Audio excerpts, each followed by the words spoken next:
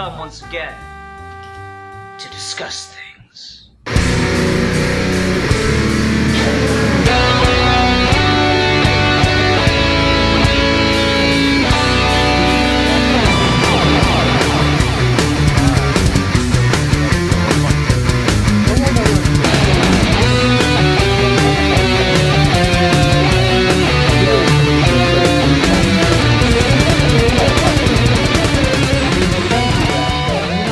On that note, hi everyone, welcome to this week's episode of Geeky Gentlemen. I'm Sid Part 2.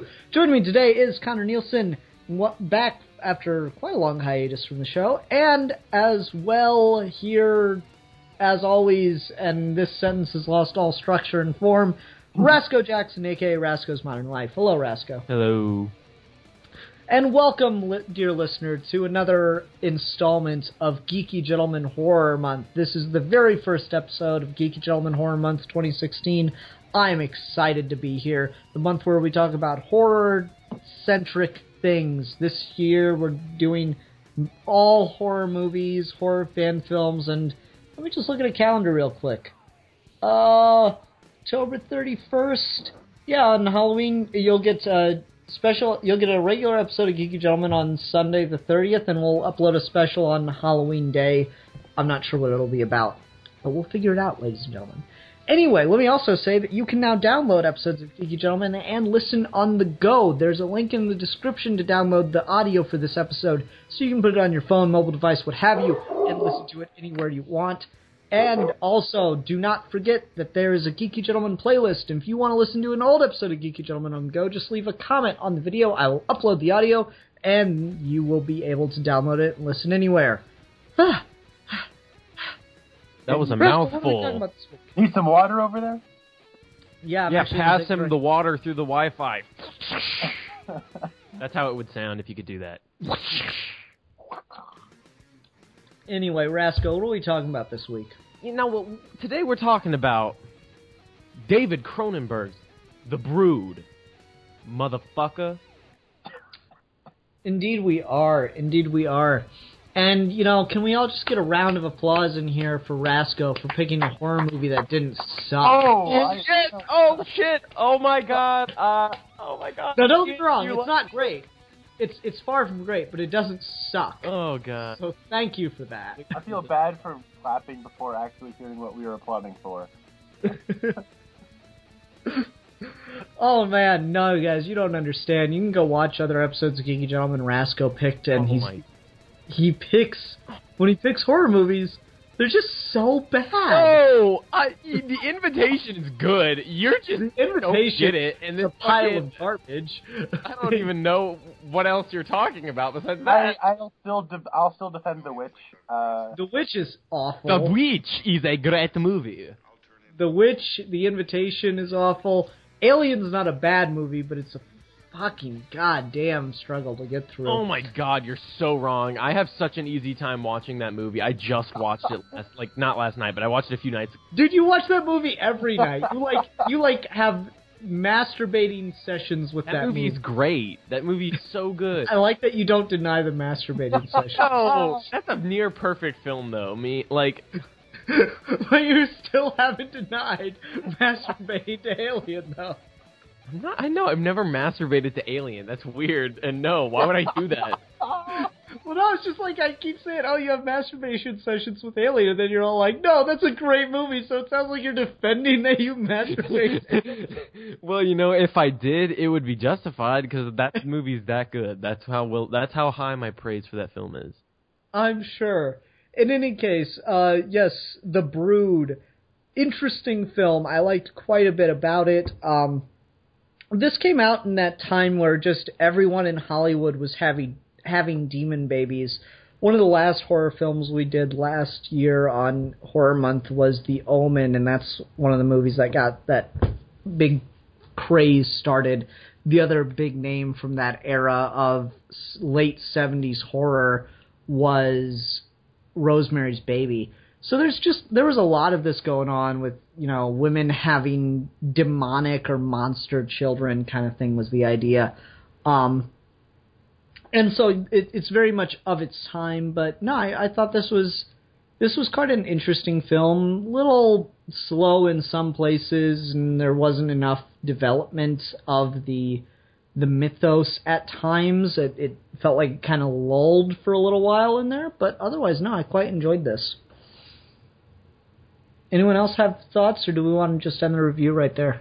Review over. No, I'm just kidding. I want to talk about how I found, or lack of finding this movie. I've heard about this movie, at least by title. David Cronenberg is a filmmaker that I think everybody's heard of. I've actually never seen a David Cronenberg film before watching this. I'd never seen The Fly. I'd never seen A History of Violence. And Fly is much better. And I'd never Fly seen is great. Videodrome or Naked Lunch or any of his weird stuff. And I thought it was kind of neat to be introduced to him through one of his earlier movies, and I kind of like that. And this represents a kind of movie that I'm really sympathetic to and I like watching.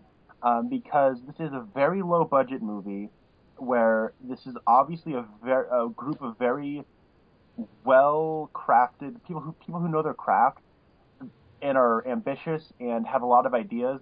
They just have a very confined budget, but they don't care. They're going for broke anyways. And it's definitely a product of its time. It has cheap film stock. And I really like that. It almost has like a B-movie, like midnight movie splatter horror, like aesthetic, grindhouse aesthetic to it. Yeah, it feels totally. I get exactly what you're saying. But I looked on Netflix for this movie. I couldn't find it. I went on demand. I couldn't find it. I actually went to my local video store because over here in Portland, Oregon, we still have those. It's a mom and pop shop. And I didn't say mom and pot shop. I said mom and pop shop. And then I walked on in and I asked, hey, do you guys got The Brood? Because, I mean, they have Killer Clowns from Outer Space and other 80s, like, cult movies. And they said, no, we don't have The Brood. And I was like, what am I going to do? That was earlier today. And then I looked on YouTube and I found Yeah, I saw that. It was, like, where they blow up the frame a little bit and then put, like, a vignette on it or something. It actually wasn't that. I saw that and I couldn't watch it. And so I found another one where it's, like, an hour and 27 minutes. And it has, I want to say Dutch subtitles throughout the entire thing. I never watched anything with subtitles, so that was initially distracting, and it's on very low definition. But overall, it was really interesting, at least trying to find this movie. But no, I like this movie. It plays to all my sensibilities. There are some story problems I have, especially, as you said, with the mythos. But there's a real passion, and there's some themes here that I really liked. And did you guys notice that Howard Shore was the composer of this movie? Yeah. Yeah, and Howard Shore's music was a little overbearing in a lot of places, but that just kind of added to the novelty for me. But there are like moments about it. It's so. But there's moments in his score that reminded me of Psycho, and you could definitely tell this movie was inspired by Psycho. There's a moment where he goes into the bathroom and he dramatically opens up the shower, and then somebody attacks him. Like, I really like this as far as just a passion project, little crummy little B movie. I liked it a lot. Yeah. It's I think you watched it pretty much the right way, which is to be kind of as shitty quality as possible. Because I watched it in like 720 on my 4K television, and like it doesn't look bad in that way, but it looks too clean. I watched it like 8. Like I wasn't like as good as you could possibly. I bought it on Amazon. That's how much I like this movie. Yeah, see, no, I think the way to watch this movie is on VHS on old tube television, because that's just what it kind of feels like when you're watching it.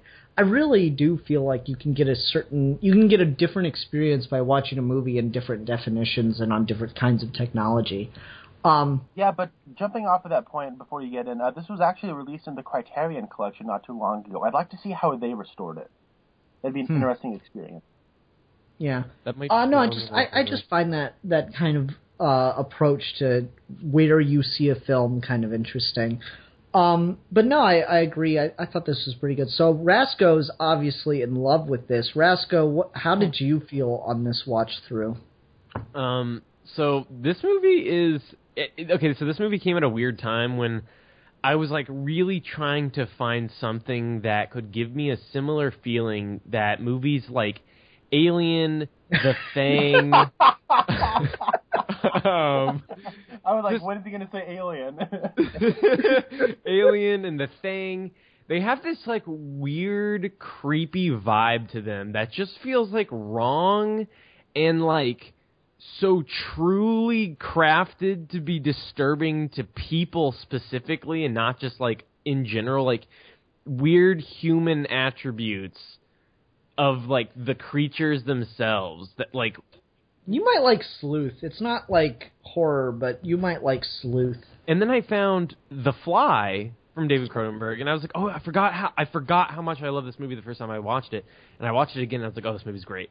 And then I was oh, what else has he done? And then I was going back through all his other films, and I got to The Brood. And I love The Brood because it's so, for one, if you don't know the story, it's, like, incredibly, incredibly personal to David Cronenberg. I don't know all of the details, but apparently it calls into question a lot of, like, things that happened in his real life between, like, maybe even him and his real parents.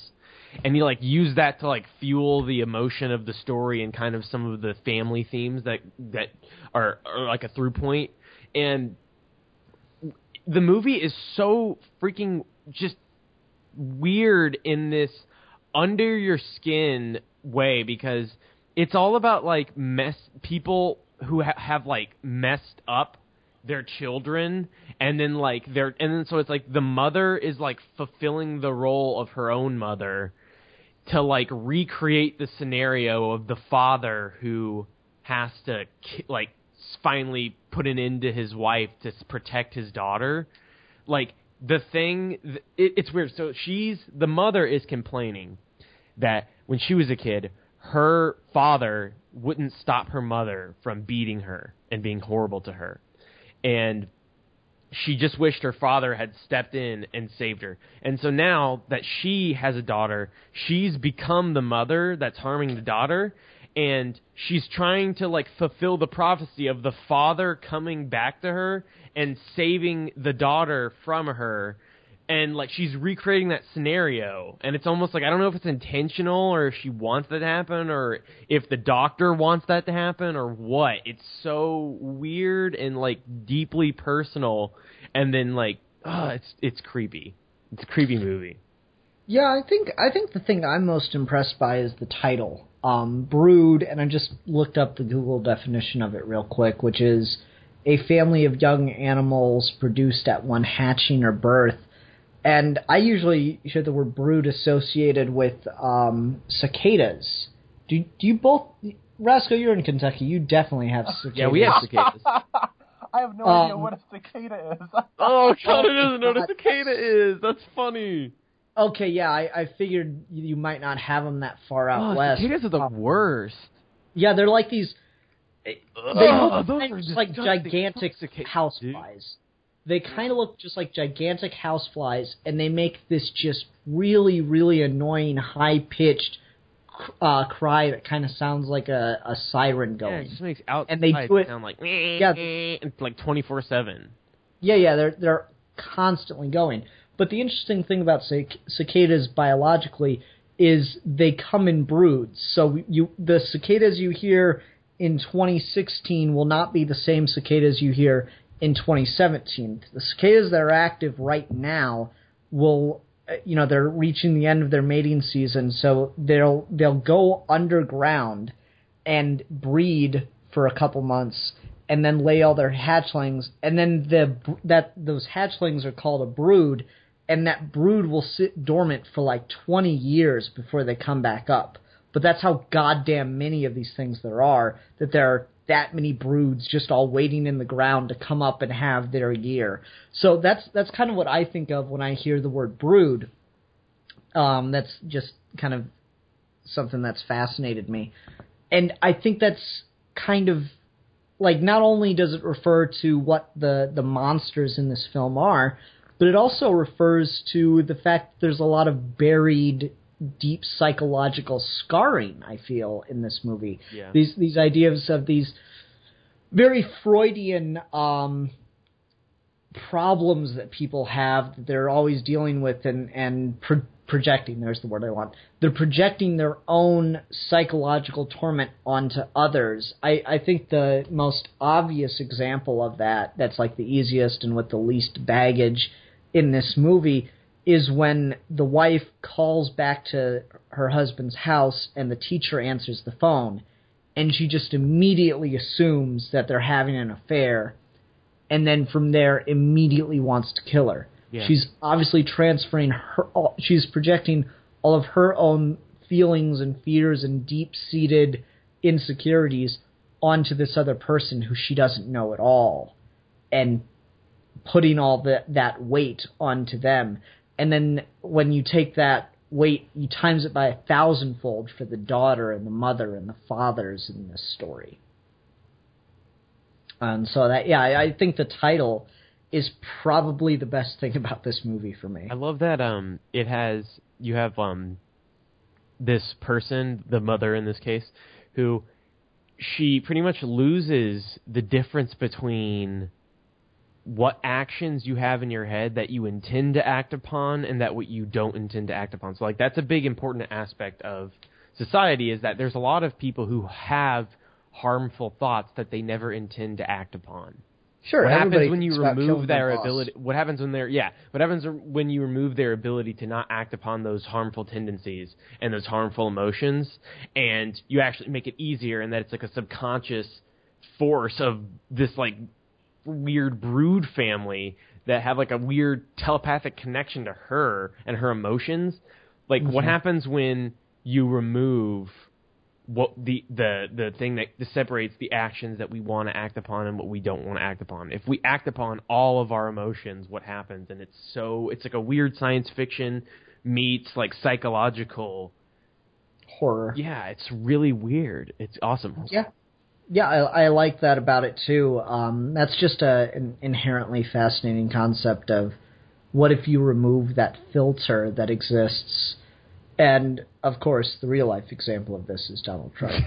Gotta get my digs in at Trump every chance. So, jumping off of those, and I definitely saw all that Freudian stuff and the psychological stuff, and you saying that this was a deeply personal thing for David Cronenberg really does make sense. This starts off with no establishing shot. It just immediately starts off with the doctor talking to that Michael guy.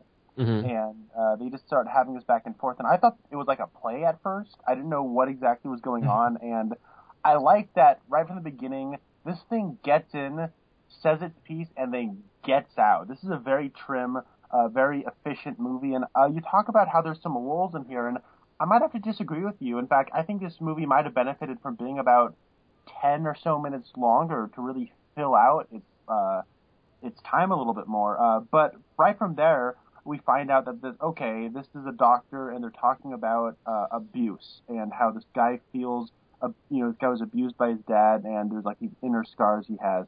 And then right from there, we have our main guy meeting up with his daughter, and that was instantaneous. And I remember thinking, I need to pay more attention to this than I would, say, Nightmare on Elm Street 5, so to speak. And, what's his name? David Cronenberg. He's like an interesting midpoint, I think, between someone like John Carpenter and somebody like David Lynch. Yeah. John Carpenter is one of those guys who he revolutionized horror. He did The Thing. He is really good at situational horror. And he's yes, he is. He's really good at thinking what the audience is expecting and totally getting them and making them feel like idiots for not thinking of where he's going. And then David Lynch, but then he like screws it up and puts a lot of dumb shit in his movies, like a 10-minute fight between two construction workers, and I've come here to chew bubblegum and kick ass, and I'm all out of bubblegum. That line is awesome. Anyway, it's an awesome line, but it has no place in that goddamn movie. But then you have someone like David Lynch, who David Lynch was a painter before he made movies. And now that he's kind of done making movies, he makes music. Now he's coming back to do the revival of Twin Peaks, which I'm psyched for. But all of his things, and he talks about how his films to him are like children, and how he can't let any of them go. And when they get negative reviews and people greatly dislike them, it kind of hurts him, and he doesn't want it to, but it does. And his very first film was Eraserhead, and that is a movie that he made you want to talk about women giving birth to deformed children? That's about a man whose wife gives birth to a great, like, this really deformed child, and it's an incredible special effect that they've not talked about how they've created. But that was a movie that David Lynch made because he felt very insecure about him being a father, and he didn't think he'd be a good father at all. And I see this as a very interesting midway point between something like Eraserhead and something like The Thing. And I think David Cronenberg blends those schlocky thrills with those very artful thematic undertones. Yeah, I'd agree with that. I think there's quite a bit here. And when I say that there are lulls, I don't mean that it gets like, the Invitation level boring where I'm just fucking waiting for something to happen. Dude. Fuck you!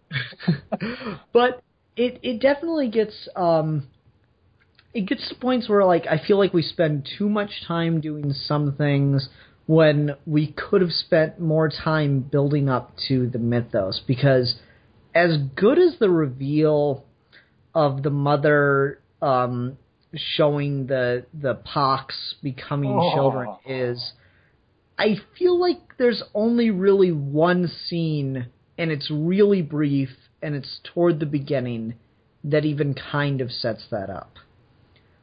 Everything else, like, as far as the sci-fi element, let me say, everything else about that scene kind of comes, I don't want to say out of nowhere, but there's only one thing that hints towards something being, like, different physically about the mother. And I feel like a little more time needed to be spent hinting toward that. Yeah, and I agree. I think the mythos element could have been expanded upon a little bit more. I found myself asking a lot of questions when there would be some answers.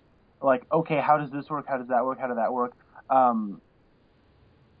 remember, like, right when the doctor said, oh, she gives birth to them. I went, well, how does she, like, push them all out of her vagina that quick? I mean, they don't have any navels. Like, I was really confused on, like, does he just, like... No, and that made sense by the time you see the birth process, because it's just like a sack.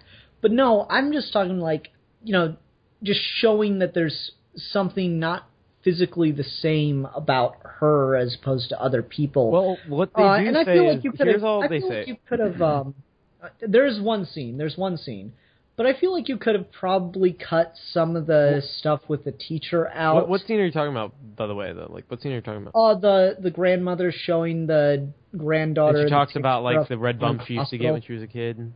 Yeah, that's the only scene that I feel sets up the mother's But have you... See, this might be a thing. If you watch it a second time, though, the way the movie's edited, once you know what happens and you go back and watch it again, the whole time, it's edited to where, like, literally the mother will have a reaction to what the therapy session is about, and then, like, based on that reaction, the murder will take place. No, that I saw coming from a mile away. I'm talking about her physical nature being different. Okay. Is the thing.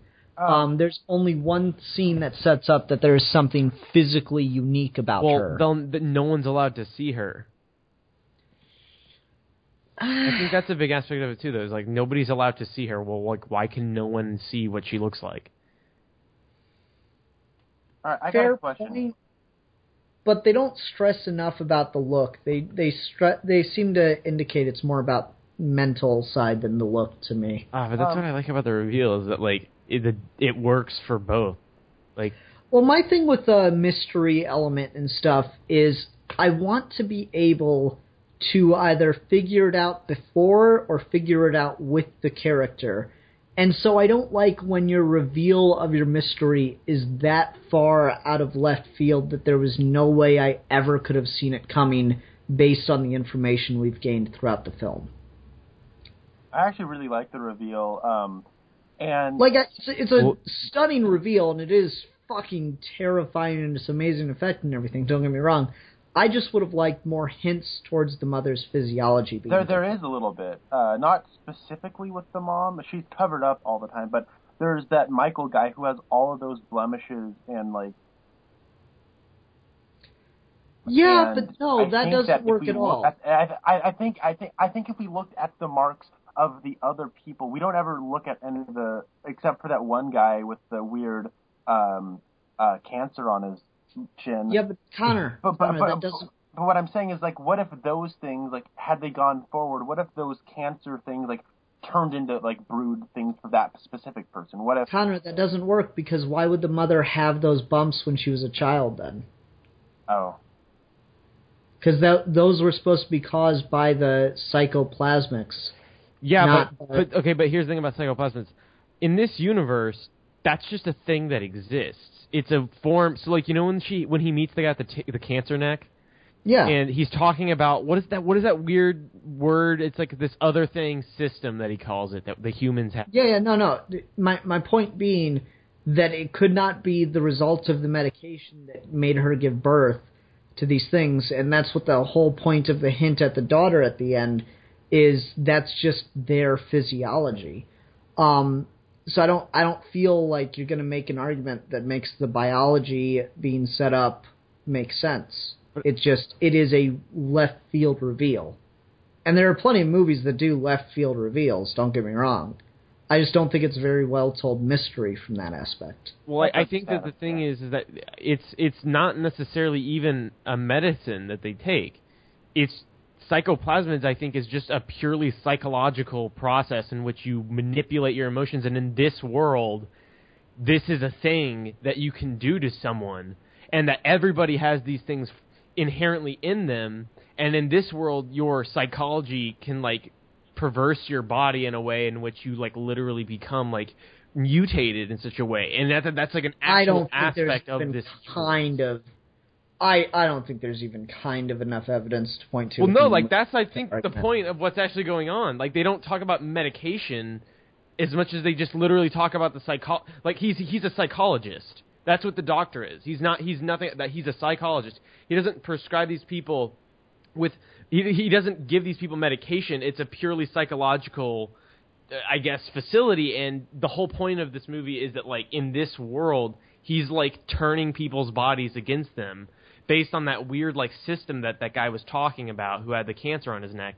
And then like by the end of the movie, like that's why that little girl has the thing on her. Like she's been affected in such a way where like that's like psychoplasmids in this world, like that kind of stuff can like happen to people based on their psychological, I guess, profile.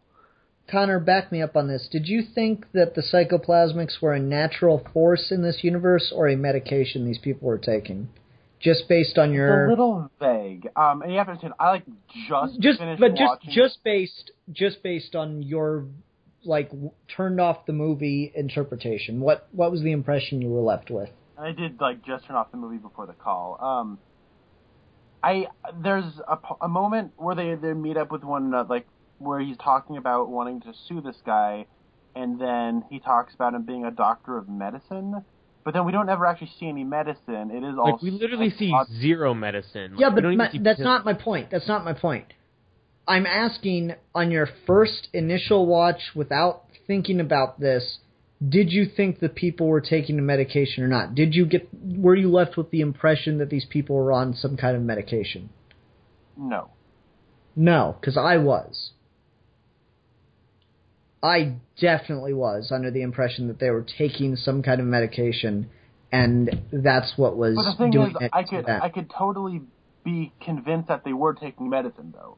The thing is, we don't ever actually see the medicine. That's why I'm saying no. Yeah, see, for me, the impression I was left with, just based on the way they talked about it, because they talk about psychoplasmics more like it's a drug than it is a therapy. And so the way I felt about it, I was given the impression that it was a medication they were taking. And so if that is the case, then it doesn't justify why the mother had, pox, let's call them, when she was a child, and why the daughter has pox. If it is this metaphysical force that exists in that world, that's better, but I don't feel they do enough to fully establish that in order to justify this really fucking bizarre sci-fi change at the end. And I understand that. One other element I feel like this movie could have been a little bit longer, it does play into the stuff. A lot of the stuff at the clinic I feel could have been expounded upon a little bit. I like a lot of the ambiguity, but I think there are a little bit of holes that could have been filled in. were repeatedly told, or at least the mother is repeatedly told to not call out from the phone, but she consistently does. And she has a phone. And I know that I thought that was very odd, and I don't know why they didn't just take it away. We needed her to call the house so the teacher could pick up, so she could make the assumption that her husband is sleeping with the teacher, so the brood can go after the teacher and then kidnap the daughter. And we needed that to happen. I thought it was a little too contrived because they'd already set up, hey, don't dial out, and they told her that like twice, I think, before she called the teacher. Yeah, but she's crazy. I know, but I don't understand why the people at the clinic would put a phone in her reach. Yeah. And I don't understand why, like, what the fuck is the doctor planning to do with these kids and with this woman? I don't know what the fuck is going on with his endgame. I don't either, but I'll give the actor this. The actor's awesome because he plays it off as just another day at work. He's so good. That actor is so awesome. good. He's like, oh my god, I got this crazy woman who has these weird brood children that just like come out of this little pocket on her stomach. Oh well. Yeah, like I don't understand that. what the fuck is he planning though? Like, I don't know. Is he gonna get a recognition for helping a lady birth demon children? I don't know what he's doing. I wanna think he's somehow helping her control this. That's what I'm assuming. I think so he keeps repeating this line, go through it all the way to the end. And I get the sense, he says that like multiple times, and I get the sense that he has this weird philosophy that like psychoplasmids to him is a psychology that he's using to help people mentally. And I think that like what he's realizing is like, oh fuck, I'm really wrong about this, but my philosophy is that I go all the way through, and he's literally just going through with the process. Like he's taking it to wherever it ends because he thinks that he's in the end somehow going to help her. And that's why in the ending he does try to help the main character dude get his daughter back. Frank.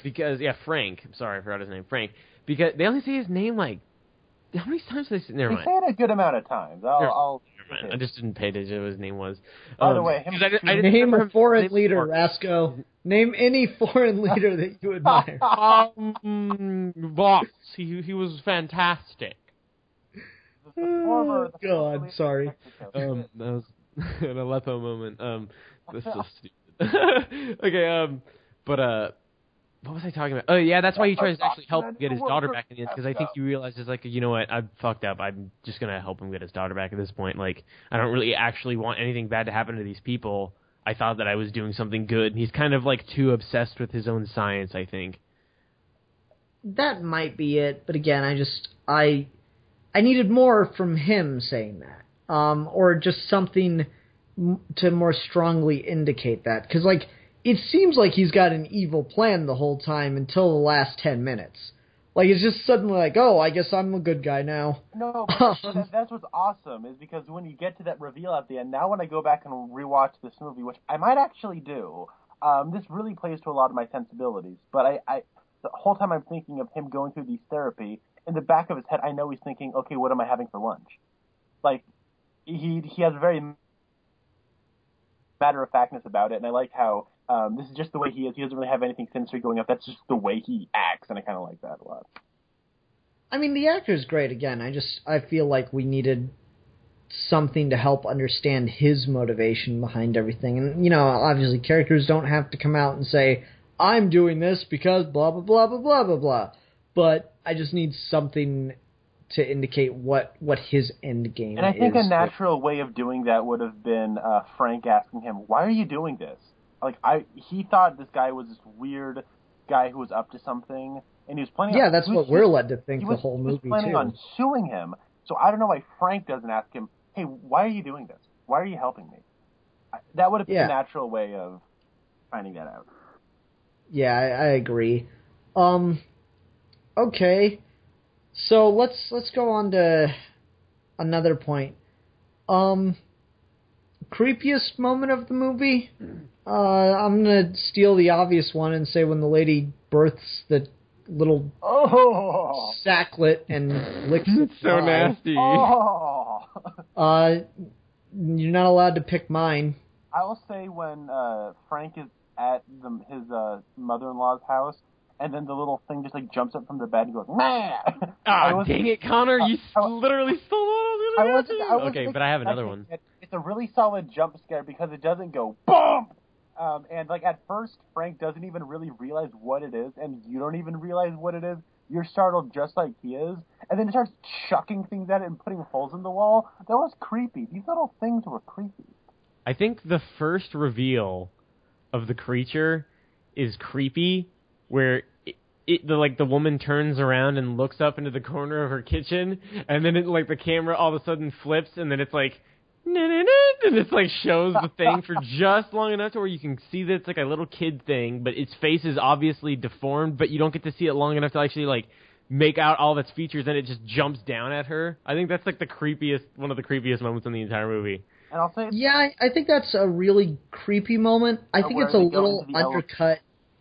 I feel like it's a little undercut by, I'm pretty sure they actually had kids under that makeup and not little people. Yeah. Because you can just kind of tell that either it's a prop or the kid's pulling their punches or both when it's beating the woman with the meat hammer. Yeah, that's true.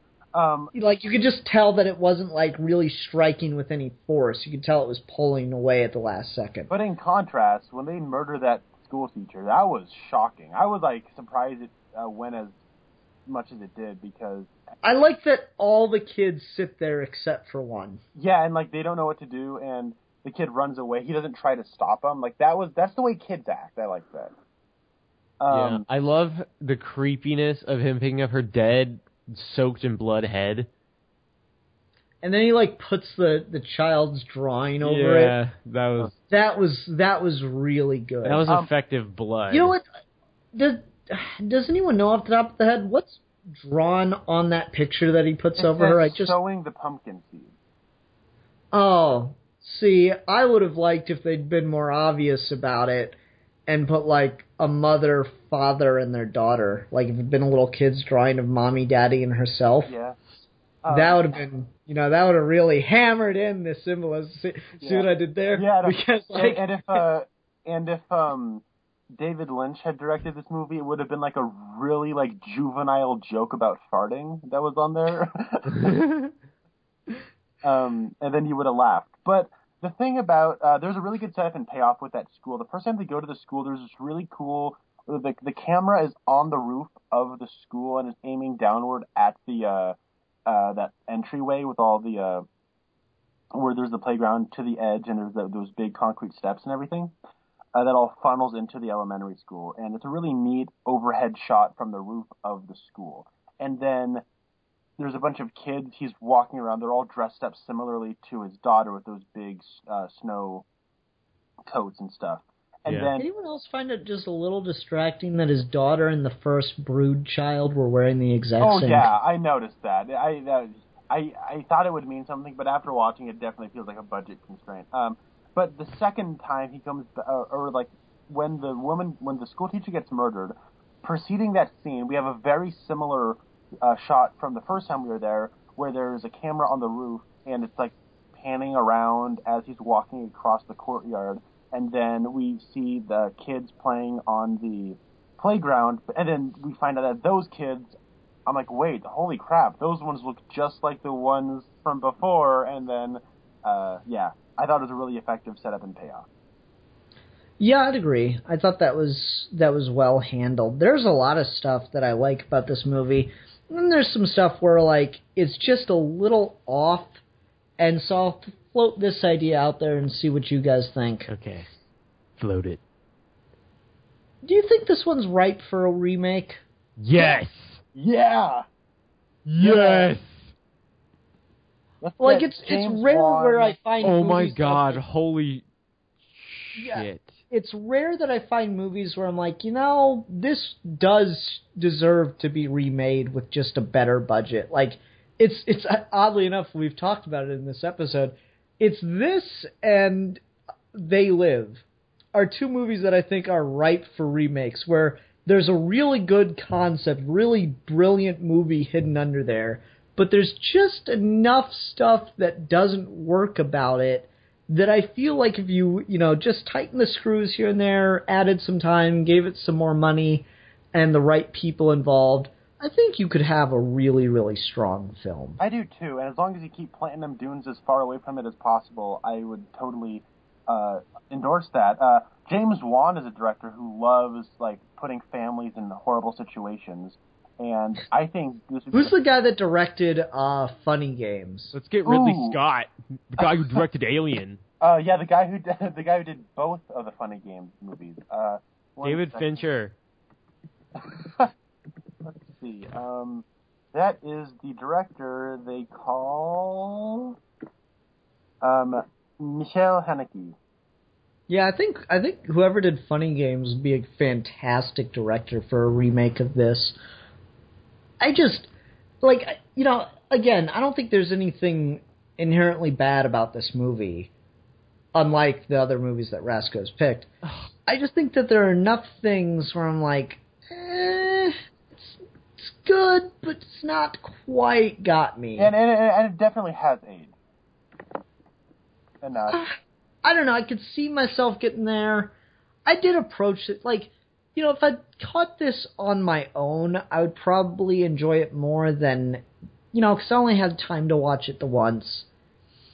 And so when I only get to watch movies one time that I've never seen before for Geeky Gentlemen, I tend to just be a little bit harder on them because I've got my reviewer hat on as I'm watching them. I'm not just experiencing it on its own terms the first time through.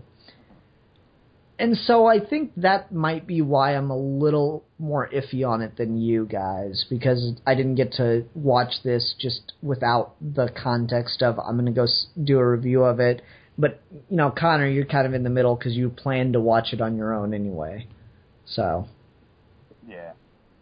Yeah, I'm kind of in the middle on this one. Shit, what else are we going to talk about? Rasco, take us somewhere.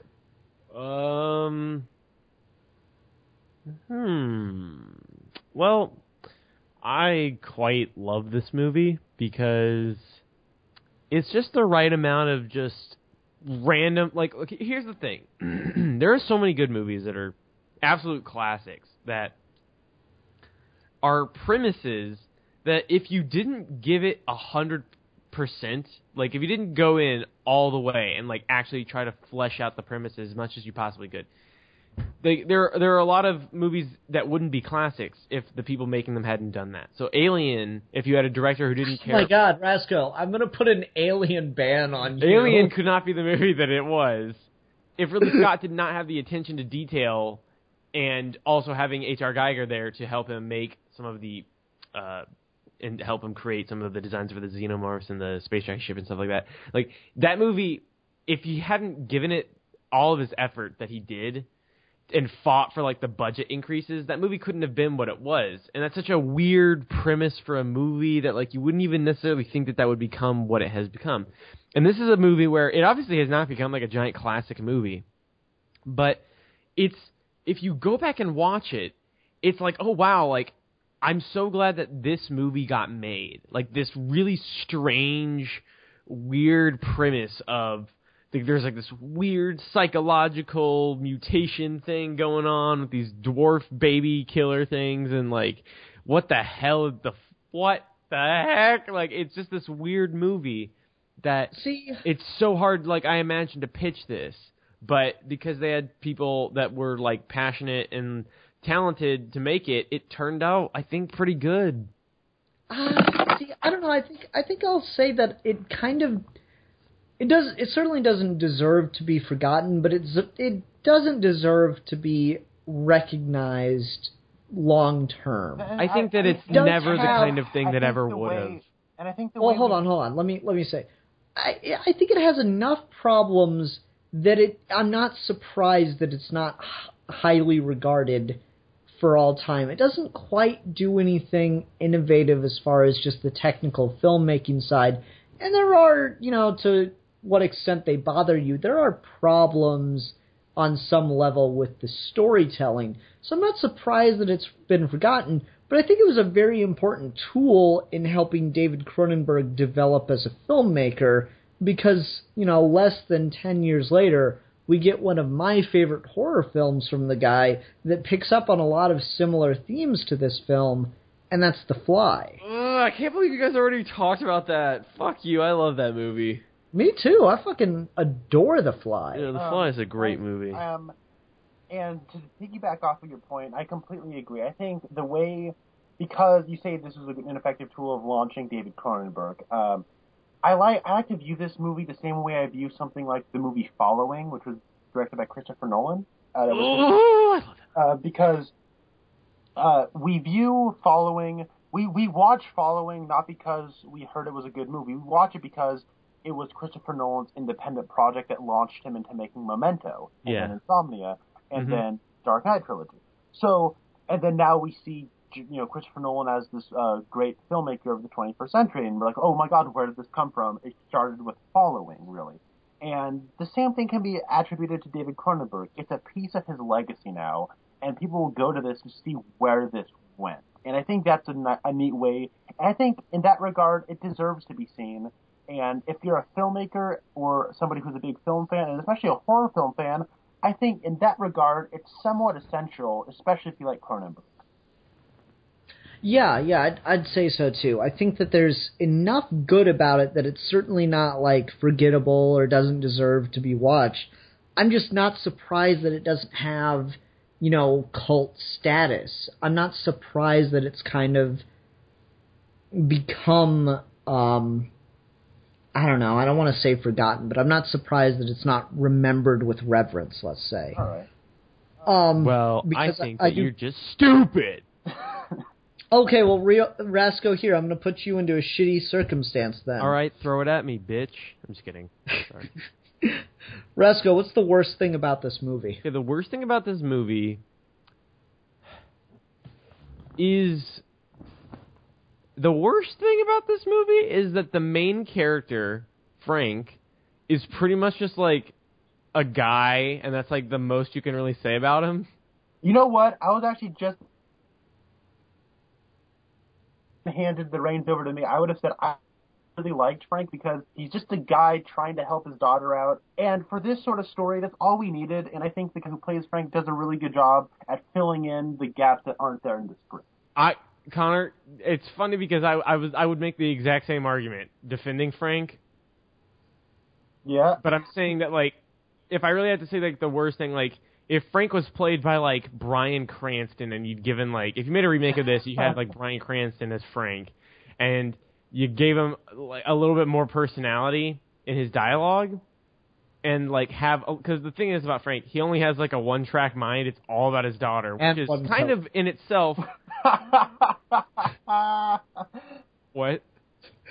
That's just one little thing that I picked up on that kind of bothered me, is he just kept that one coat the whole movie. Yeah, with the blood?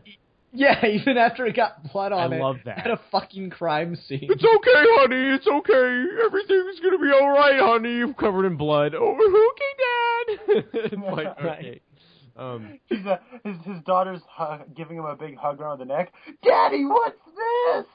Ah! Okay, there's an episode of Dexter that kind of deals with the same thing. I don't know. Maybe this movie needed, one more set. Yeah.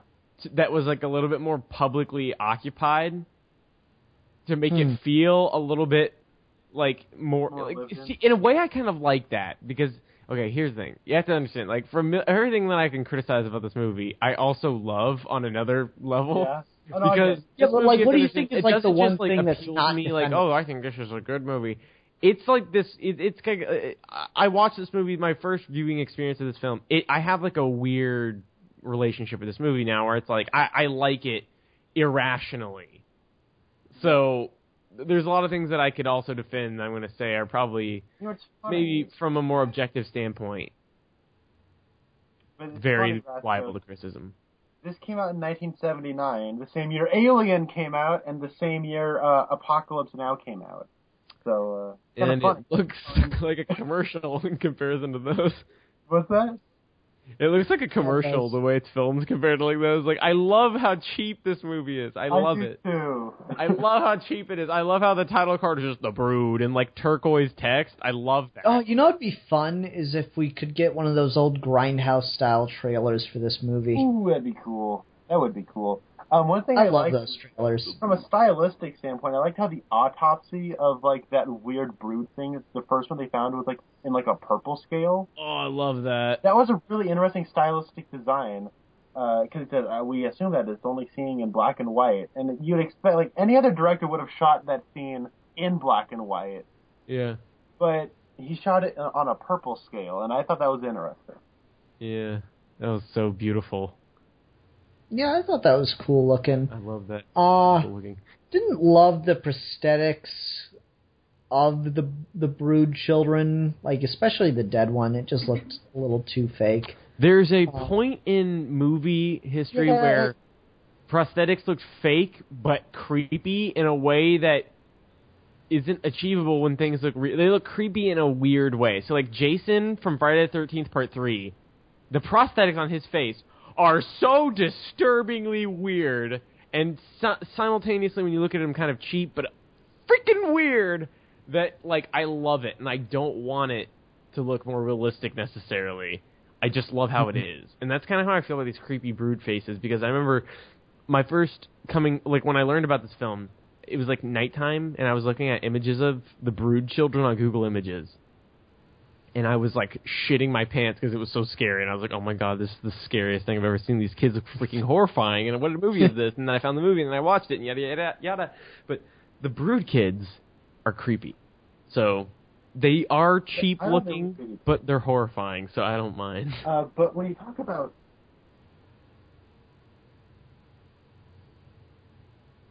Connor, you're cutting in and out a bit, bud. Connor, where are thou? Connor, where are thou, Connor? Connor.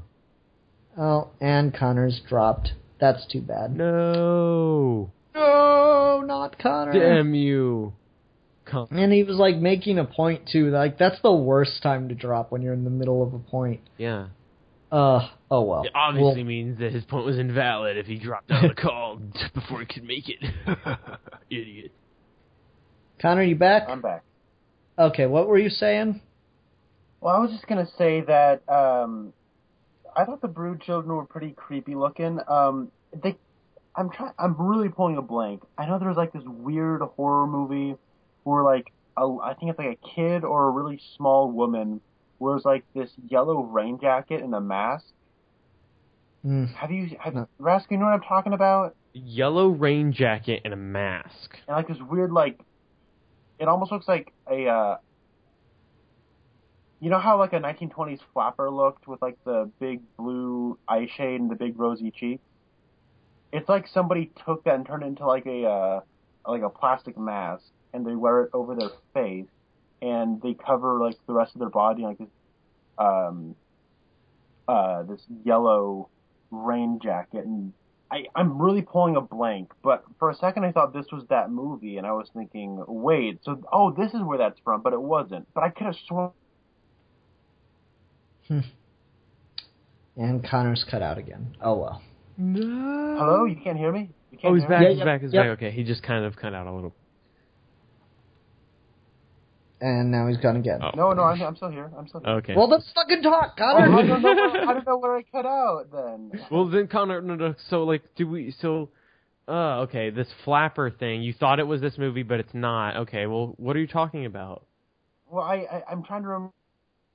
Are you talking about Chucky? And then, no, it's not Chucky. This is like the 1980s and 1990s. I'm pretty sure James Rolfe did a Monster Madness on this. Oh, well, whatever. But whatever. Anyways, what I'm getting at is... you had to find out what it was you were thinking of. God, you know what? I'll look it up. But I can't even remember what I was going to say anymore. Never mind. Ian, what do you want to talk about? I've successfully God damn it. Connor's thesis. I don't know, like, I thought the brood children looked creepy. There's no denying that. I just didn't like that they, it was a ballsy move, and I'm sure it paid off in the 70s in a way it doesn't pay off now. to put the prosthetic dead brood child on the autopsy table. Anyone else think it's just a little odd how cool the police are with everything? Like, most other movies, if there was, a child without a navel that looked like a completely different species almost, murdering people, I can't help but feel like the police would feel a little out of their element, but they're like, no, this is weird, but... But what are they going to do? They're in Toronto. Like, what are they going to do? I don't know. Fucking FBI or something? Canada doesn't have an FBI? What? Okay, what? Oh, well, better call the Mounties, eh? Some sort of weird mutant creature, eh? Well, I guess... What do we know? We don't even know what we're talking about. No, like, seriously, like, just the cops are so chill in Canada. You could probably, like, get away with anything there. God damn. I just found that odd that the police were just so chill about it. Like, the detectives all like, wouldn't be the first time a mutant baby was born in an attic its whole life and then escaped and murdered people. Well, he's talking about deformed children that were, like, hidden from society by their parents. No, but, like, he seriously talks about it like it's an everyday occurrence. And I'm like, Jesus Christ. Like, it's happened before, Yeah, but he's just so chill. This should be really weird to everybody, and it's just kind of treated like this normal thing that's over now, and there are, like, no questions left. Well, maybe the 70s were just a more laid-back time than I realized. They were chill back then. They had bigger fish to fry in the world, okay? Than mutant babies that are murdering old people. Excellent. Yeah, it was a crisis era. Yeah. On the brood children, though, I didn't like that they had a pouch that just... I found the movie.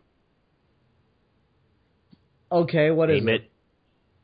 It's called Alice, Sweet Alice from 1976. That was Alice, Sweet Alice. Okay, anyway. Oh, what the heck is this? I know, it's creepy looking, isn't it? I'm sorry to derail the conversation. It's okay, I want to look it up now, too. Okay. Back on topic. No, I want to look up the picture. Oh, Ian's got to be a part of the mischief, Ian. Yep. So professional of you, Ian. Oh, that is weird looking. Anyway, just imagine what we're talking about, viewers and listeners, which are the same people. This is YouTube. Connor, I think I've seen this too. Anyway, I didn't like the pouch.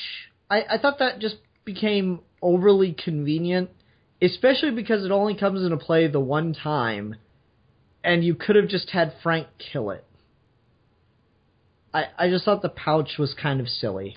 Well, I think that it's got to be there for some sort of, like, weird, like, thematic reason of, like, I don't know, like, they're just, like, fleeting emotions. So they're not, like, very permanent, I guess, and they're constantly dying off and becoming new ones, I guess, because she's, like, just continuously having these weird brood children that I guess die frequently, or who knows if those things die frequently, or what the hell's been going on, how long she's even been making those brood children, I don't know, but I don't know. It's got to be there for some sort of thematic reason. I bet if you, like, dug deeper, you could maybe find some purpose for that.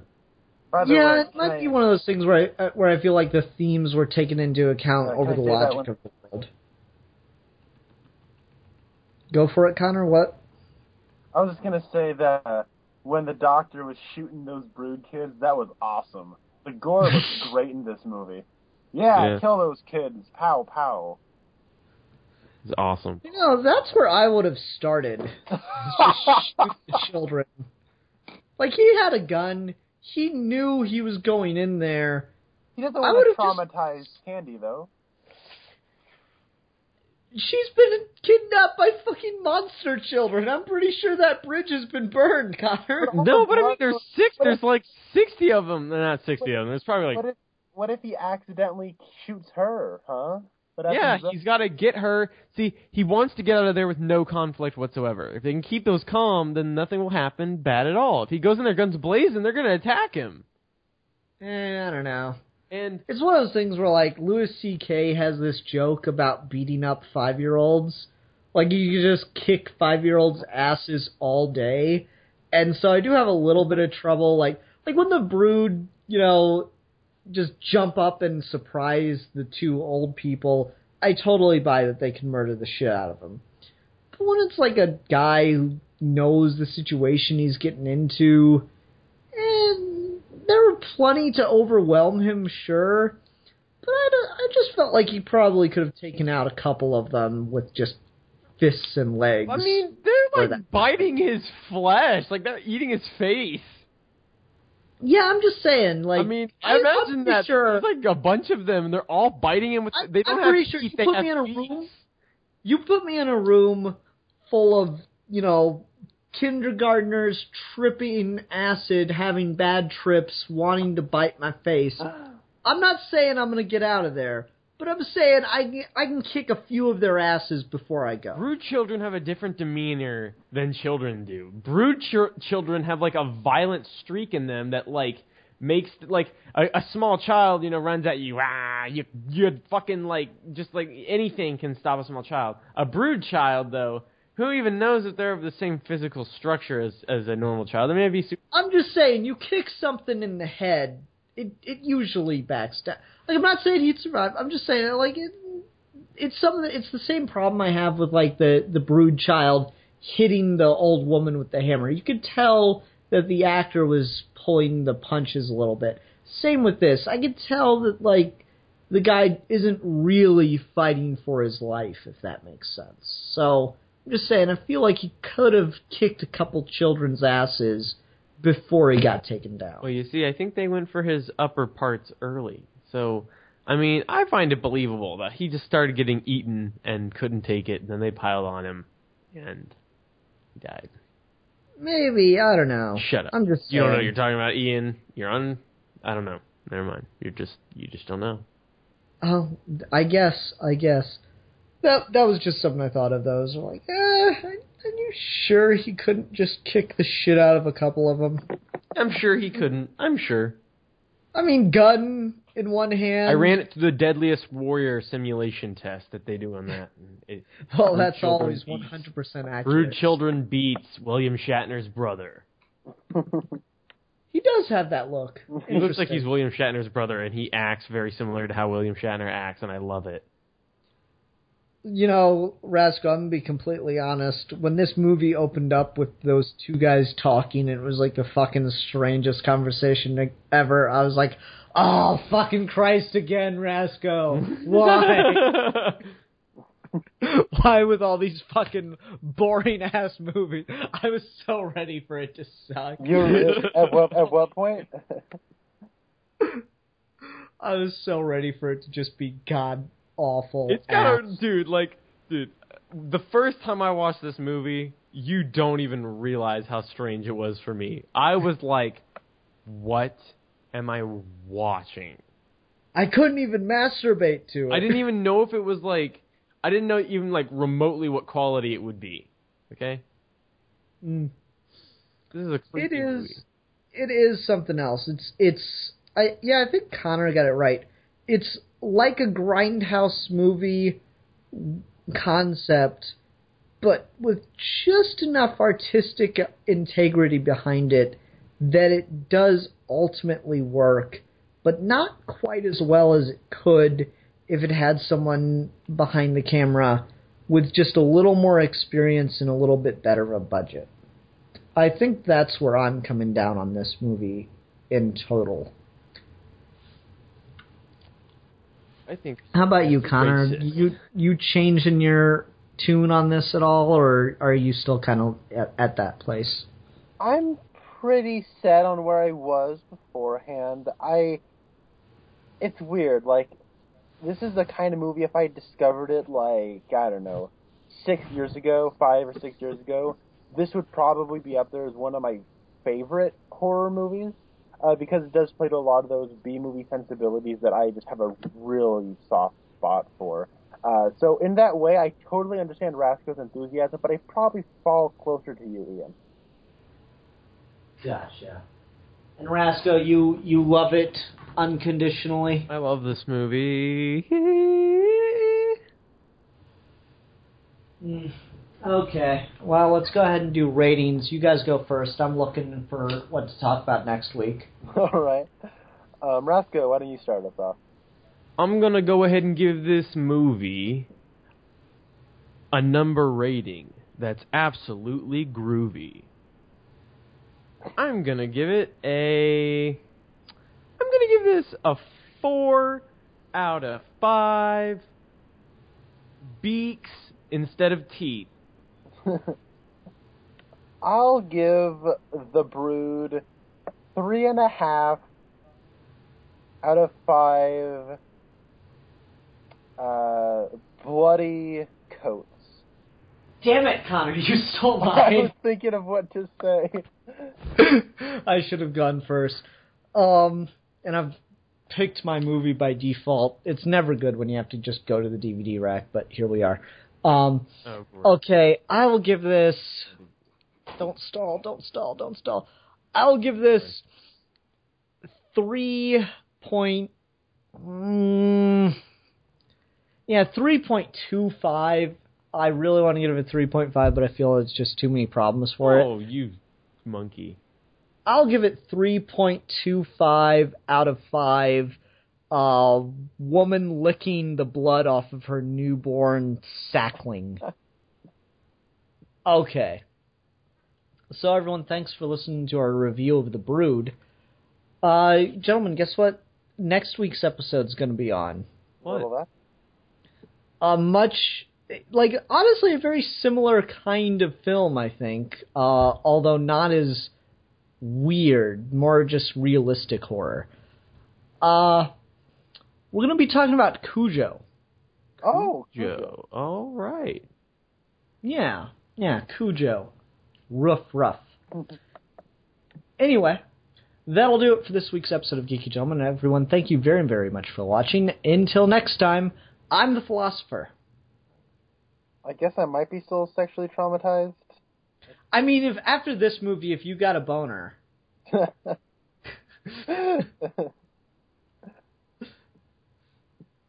I am the walrus.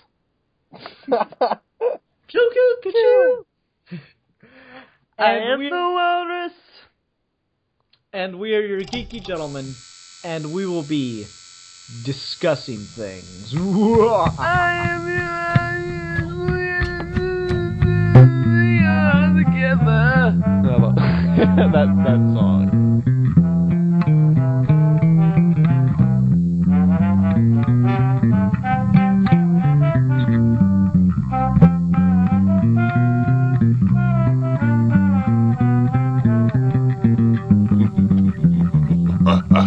Ah!